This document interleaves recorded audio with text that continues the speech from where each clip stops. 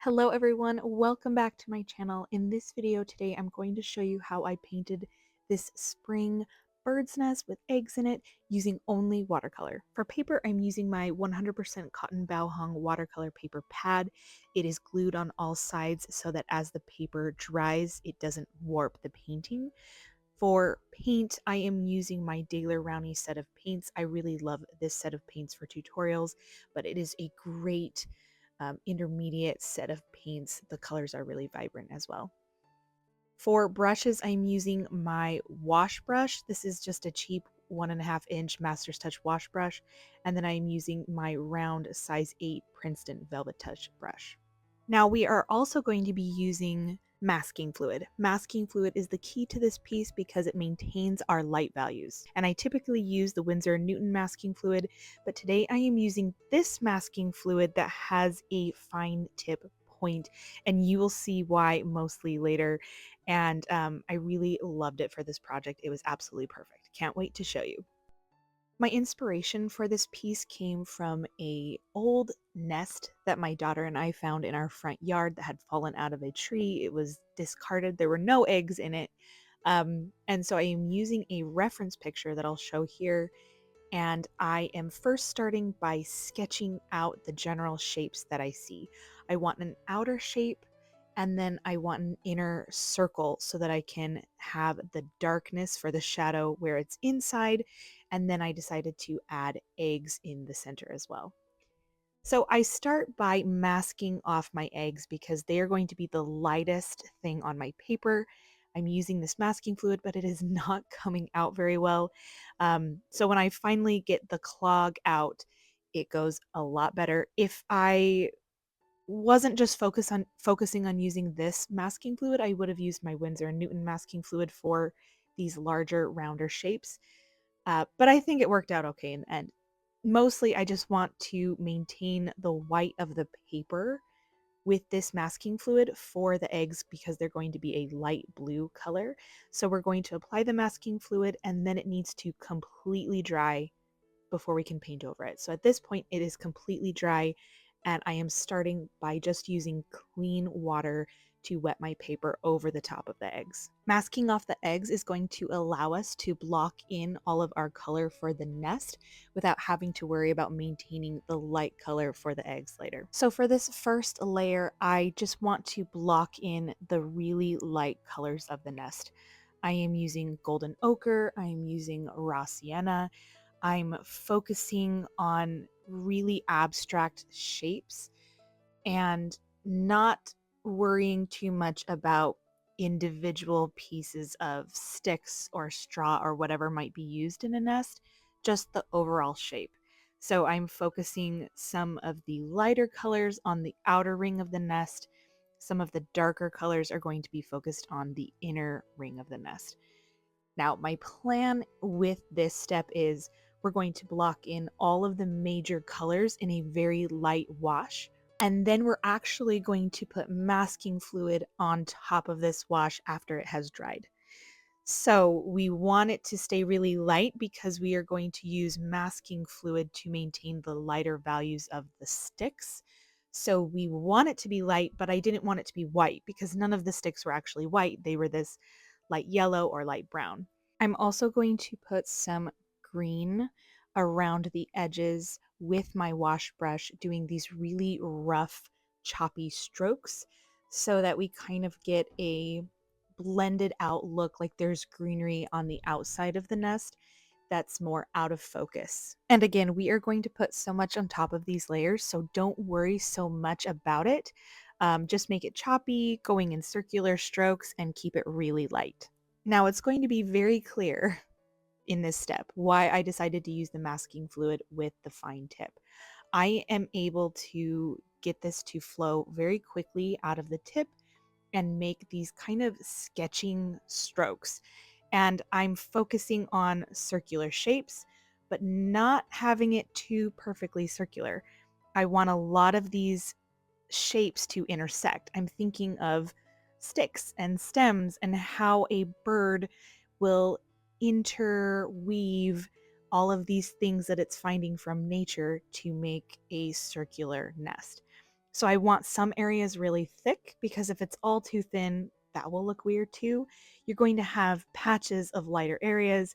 You're going to have thicker areas. Some of these little sticks are going to come into the center where it's darker. So we're going to want to maintain some of that color. Look at your reference picture. If you have one, you can use mine, and just look at where your lighter areas are falling.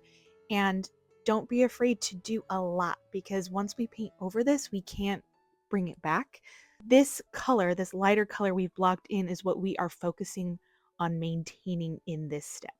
So I just had fun. I tried not to overwhelm it and do too much, but I really wanted it to be very stick-like and choppy, intersecting. I did some tinier pieces here. I think just alternating the directions that they're going and making sure you have some thick areas and some really thin areas is going to make it look really good in the end. I am a little old school in my thinking that we should maintain the paper as much as possible when we're working with watercolor instead of adding our lighter values with gouache at the end. So this is the pro way of doing it. And I just love masking fluid. I just think you're going to love the results when you take the masking fluid off. I always do. It's incredible. So now that this part of the masking fluid has dried, I have re-wet my entire area so that the paint that I'm going to apply will flow and blend around the masking fluid.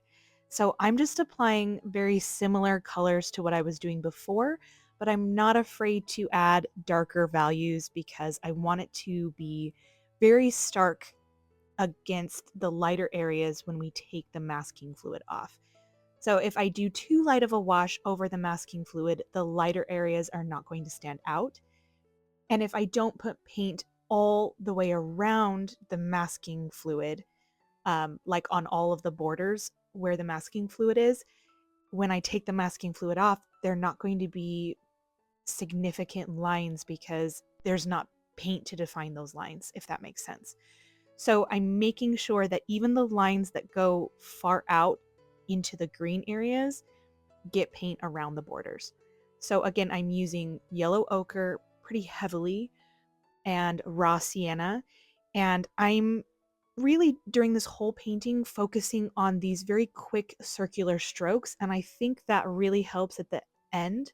When you look at the painting, you can see this whole buildup of values in these quick circular strokes, like a bunch of twigs and stems that are blended and woven together. I'm working really quickly because I don't want the paper to dry before I can paint it. So I think this layer is actually really fun because a lot of the thought about details is not there yet. I am just blocking in more color, being a little bit more specific, a little bit more conscientious about what colors I'm using and where I'm putting them.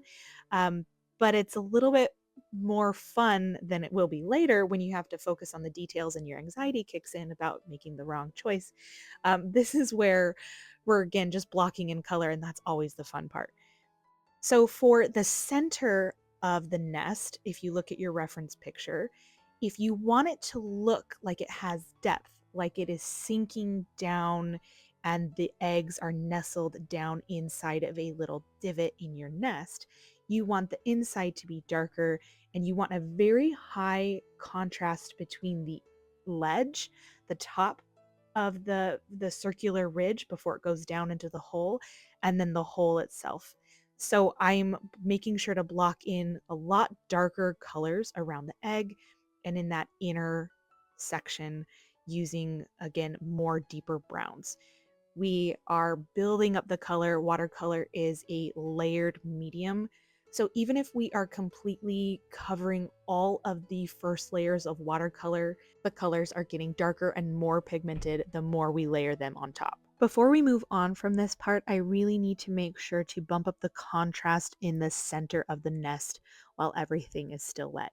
So I'm using my darker brown colors, my burnt umber, raw sienna mixtures, and I'm even adding in a little bit of black just to give it a really deep contrast. It's more of like a brownish black, but because we're already in the brown tones, I figured black can't hurt. I know I try to stay away from it, and I'm really focusing on where the shadows would be, especially around the eggs, because the eggs are touching the nest. There's going to be a lot of shadow and where they touch each other. Once your painting is completely dry, you can remove the masking fluid, but only the masking fluid that represents the stems. We are going to keep the masking fluid on the eggs. But I love this part of the painting because I love revealing that lighter value and seeing all the different tones and then starting to play with how we're going to highlight those lighter values even more. I think our first instinct might be, let's add more sticks. Let's connect this because we want to make it look like there's not just the lighter valued sticks sitting on top. We need to weave the colors in. But first, I want to make sure and add some brown around the highlighted areas, some darker shades of brown, to really get a sense for where our highlighted sticks are so that we have more of the mid-tones, middle values, and that we are kind of outlining where these lighter sticks are. So I'm crossing over, you can see here, I'm crossing over some of the light areas to create some overlap, which starts to help with that intertwined look, but we're not really making sticks totally crossing over yet. I also focused a lot of my heavier, darker browns to the right. That's just a preference that I have, to kind of find areas where you're going to have lighter spots and darker spots, even, on the eggs, on the nest. Just keep your light source and the direction that the light is coming consistent. So I'm using my browns, I'm using yellow ochre, and I'm doing these short sweeping motions within the lighter valued spots that we revealed when we removed the masking fluid. There's also some areas where the masking fluid looks funny, kind of when it's balled up in certain spots. And so I'm correcting that by making little strokes around those areas. So in a lot of areas, I'm doing those short sweeping strokes between the highlighted areas, and it's looking as if there's bundles of sticks underneath them. And then in one spot, I will cross over that bundle that I'm creating underneath the highlighted area. I will cross over that lighter area. So then it starts to look like it is woven together. I hope that makes sense visually and with my words. Just trying to get it to look like it is weaved in. You want to make shorter strokes versus the longer strokes you might think you need to make to look like a stick. So a bunch of short strokes together overlapping is going to look more like a weave. Once you get more of those mid-tone colors in with the short strokes, you can go in with your darker and your mid-tone prominent colors and make the overlapping long, big sweeping strokes that look more like a stick that is kind of joining everything together. Now, once again, we need to continue to increase the depth and the contrast in the center of our nest so that it looks like it is going down. We can create that roundness by adding this shadow. Now, at this point, there is still too much lightness in the light stick areas, and so we're going to use the dark brown, this shadowy color, to really get rid of some of that, especially around the opening, without getting rid of all of it. You can see that we've maintained some of the midtones especially, and a little bit of the white tones crossing over the strokes so that it really looks like the sticks are intertwined together, but it is a lot more defined and there is a lot more depth. A few major points. You can see I'm doing those circular strokes. I'm moving very quick, but I'm also continuing to maintain the midtones. I don't want to overwhelm the entire space, even though I'm trying to create shadow. I don't want to overwhelm it. So I overwhelmed it a little bit here on the right side. So I picked up some of the paint with clean water and then dabbed it with my rag. Because if I'm imagining some light coming in from the left side of my painting, we are going to have heavier shadow on the inside of my circle on the left side as well. and then there's going to be a little bit of a highlight on the right side of the inside of my nest. So I kind of was looking at my reference picture thinking, oh, I need to lighten it up just a little bit. The entire thing wouldn't be a black hole. There's going to be a little bit of light shining down into our hole, into the nest. So I've also taken this dark color and we're continuing to do short, quick strokes, really short strokes. We're focusing on little sections around the nest. Again, I was looking at my reference picture, and sometimes when the sticks and the twigs were joined together, they would be lifted up, creating a more highlighted spot. But right underneath them, there would be kind of a hole, a gap, and there would be a lot of darkness there. So I really think this helped the entire nest to start to pop when I created these little gaps and holes, kind of where some of the more highlighted spots were, and I just kept them really short. Again, really strokey, really jagged, so that it looked like sticks, but kept it really small and to a minimum. Another tip is to use very light, wispy pressure with the tip of your brush. This Princeton round size 8 has a very nice point. So when I'm making these quick, wispy, circular strokes, they look really organic and stick-like because they're kind of going in so many weird, random directions, which I end up loving the texture, especially towards the edge, as all of the sticks kind of poke out of the nest.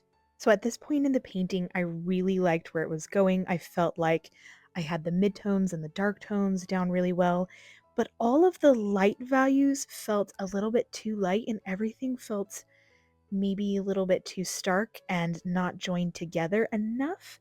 So all I did was I took my wash brush and I just have clean water on my brush and I am swiping it over the nest. And oh my gosh, the way it blends together and brings out the yellow ochre in the entire thing, I was just in love with it at this point. I felt like it's exactly what it needed. It needed a little bit more blending. It needed the strokes to be more conjoined and not quite as harsh. And I loved that using clean water allowed the colors to blend without losing my lightest value. Once everything is completely dry, we get to remove the masking fluid on our eggs, and I just love removing the masking fluid and seeing that bright white paper underneath. I didn't even have to worry about those eggs the whole time. I love masking fluid. So for the egg color, I am using a very light wash of cerulean. I wanted them to be a nice, bright baby blue color. And because my light source is coming from the left, and these eggs are down in the hole of the nest, there's going to be a shadow cast on these eggs coming from the left side with a highlight actually on the right side.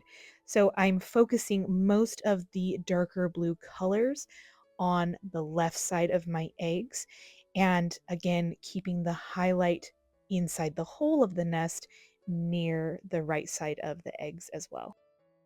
While the eggs dry, I am just taking some of my really dark brown and upping the contrast that we kind of lost a little bit by doing that wash of color that muted everything. It kind of blended everything together, but I do want some of those harsher contrasting gaps in color. So I'm just upping the contrast in a few areas. We don't want it to be overwhelming because when it starts looking too piecey, which is what I think the problem was before, it looked too separate. If you have too much contrast, too many stark lines, and then there's a lot of them without some of the areas being blended together, it just doesn't flow. And that was the problem before, which it was such an easy, perfect solve. So I was really happy with how it turned out, but I'm just continuing to add more details, especially with some sticks poking out here and there off the side and overlapping in some areas. Again, I'm using very light pressure. You can tell these sticks that I'm doing are very thin, very tiny. We're in that detail phase. So now that our eggs are totally dry, I am going to mix some blue with its complementary color, orange, to get a very beautiful dark blue for the shadow color. So this is my favorite way to do shadows. I prefer this over adding black because you get more beautiful depth of color when you add a color's complement than if you added black or gray or brown to create a shadow. So isn't that shadowy blue color just it's just perfect. It's beautiful. And again, I'm focusing it on the left side, and I can use a clean brush with just water to kind of blend it out in certain areas.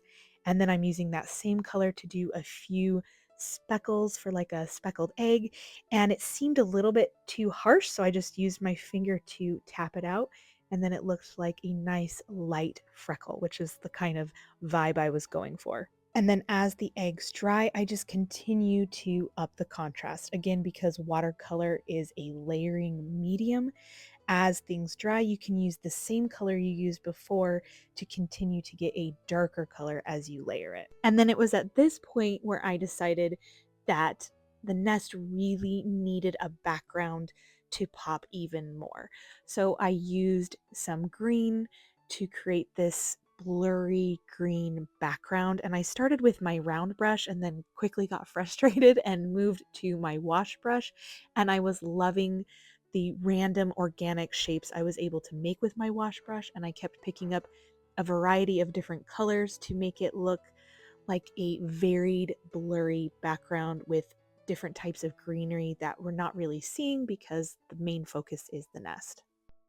I try not to overthink this step because I feel like if I overthink it, it doesn't look as good.